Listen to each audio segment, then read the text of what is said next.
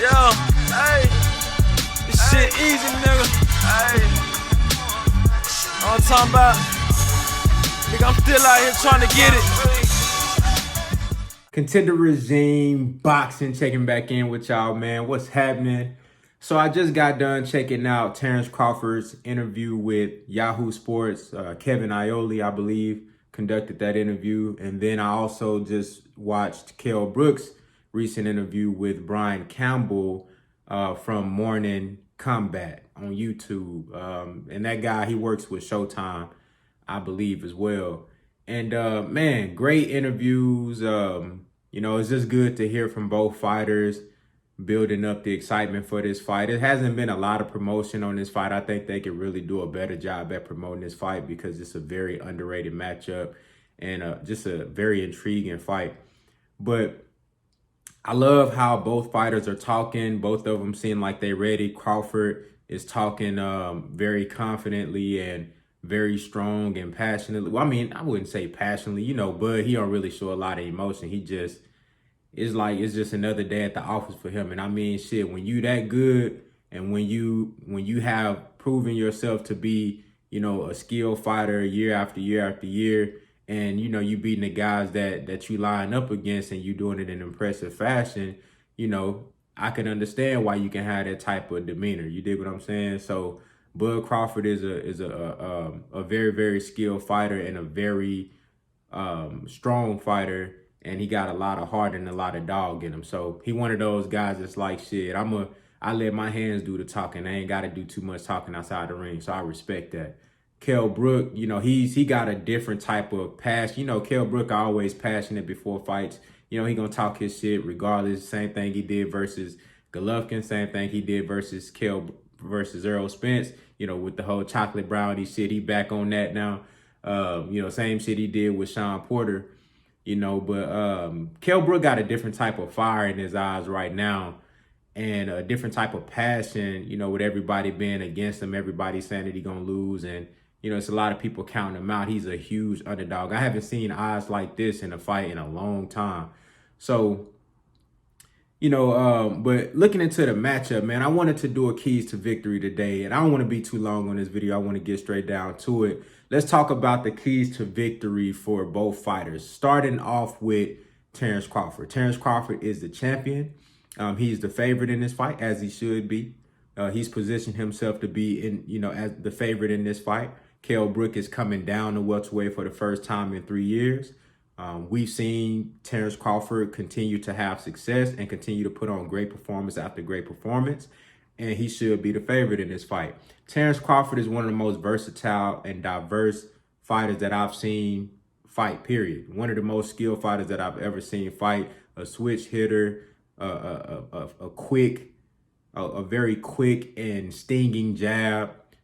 He can throw every punch in the book. His offensive game, I feel like Crawford is one of the best offensive fighters in the sport of boxing.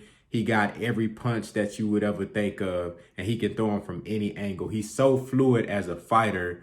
He's so, it's like he's a natural fighter. And that's one of the things that he said in the interview with Kevin Iole. He was like, you know, they asked him what you think, you know, what your game plan gonna be, you know, with the opposition that you're facing on November 14th, with KELL Brook being a big guy, strong guy, and who might present some challenges that you haven't seen. You know, Crawford said, look, man, I'm going to just be me, just be natural.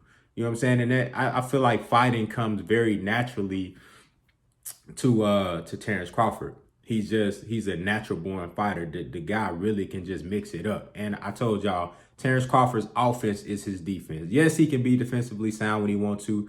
Go back and watch the Victor Postol fight. He played defense a lot in that fight, boxed off the back foot. You know, now Postol didn't present the same challenges that KELL Brook is going to present, but he still was able to do that. So we know he got that in him. But for the most part, you know, he likes to mix it up, and his offense is his defense. So I think the keys to victory for Terence Crawford in this fight, honestly, is to be disciplined. Discipline is going to be the number one thing for Terence Crawford. Fighting off the back foot and boxing KELL Brook. I think Terence Crawford's best chance to win this fight is boxing off the back foot. I know he can do it, even though he loves to mix it up. And my personal opinion, I don't think he can resist mixing it up with KELL BROOK, but I do believe that he is capable of boxing off the back foot for 12 rounds and winning a unanimous decision and doing it impressively. We've seen it before, just not against this level of competition. I do believe that Crawford is capable, and I think that will be the game plan for Bomac and Crawford in this fight. You know, show that versatility, show the skill, show I think they want to separate themselves in terms of skill in this fight. I don't think this will be a fight where Crawford would try to prove that he's the toughest guy or try to prove that he's the physically stronger guy. I think this is going to be a statement fight for Terence Crawford where they, you know, him and Bomac, where they try to prove that, look, man, my guy is vastly superior to any of these other guys in this division. Yes, you've seen us knock guys out. Yes, you've seen us fight aggressively. Yes, you've seen us take it to these guys and bring it to their front door in their kitchen, you know what I'm saying, where it's hot at, and give them everything that they asking for. You've seen that out of us, but we want to show you that, look, man, we can make this shit look easy too. You know, so that's what I expect for Terence Crawford, and I believe that is the best chance that he has to win in this fight. That's the key to victory. Do not engage with KELL BROOK. Box off the jab. Honestly, I would advise I think that Crawford should fight this fight orthodox and just box. I don't think fighting southpaw would be a good thing for Crawford in this fight because Brook is very good with the straight right hand. I think Crawford will come out and fight orthodox and he'll box off the back foot. Don't engage with KELL BROOK. Box. Stay disciplined. And he can win a 12-round decision. I do believe that. Keys to victory for KELL BROOK. I think KELL BROOK, being a bigger, stronger guy, very, very skilled. KELL BROOK, too, also has, a very diverse offensive game. He can throw every punch, a very aggressive fighter. He has a great jab, one of the best jabs in the division. Mean straight right, you know, his 1-2 game crazy, but you know, a lot of people like to just write him off as a 1-2 puncher, just a straight shooter. That's not all he does. His uppercut is phenomenal. The right uppercut, the left uppercut, he can lead with either one of them. He can lead with the left hook. He can lead, you know, with overhand right. KELL BROOK really can throw any punch in the book, and he loves to mix it up. And that's what I think. That's what to me makes this fight so intriguing. Aside from all the unknowns, just the stylistic matchup and the capabilities of both fighters. If it does turn into a dogfight, which I believe it will at some point in this fight, there's going to be fireworks because both guys use offense as defense. KELL BROOK, too, I believe I think KELL BROOK is more defensively responsible than Terence Crawford. I think his defense is just a little bit better. I think he's I think he's a little bit more balanced than Crawford when it comes to defense and his footing. You know, sometimes Crawford can get a little wild. KELL BROOK, he has a really good base, and I think that helps him on his defense.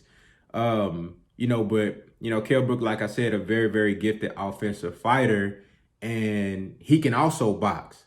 But I don't think if this fight comes down to being a 12-round boxing match, just a pure pugilistic chess match, I don't see KELL BROOK winning the fight, outboxing Crawford in a pure pugilistic display. I don't see him doing that. I think the keys to victory for KELL BROOK is to make this fight dirty, not dirty in the terms of illegal shit, but make this fight downright dirty, nasty, gritty, get on the inside, be aggressive with Crawford, push him backwards, pop that jab all night to work your way on the inside, cut the ring off, pop that 1-2. You're going to have to lead with some power shots, lead with that left hook sometimes, lead with that straight right.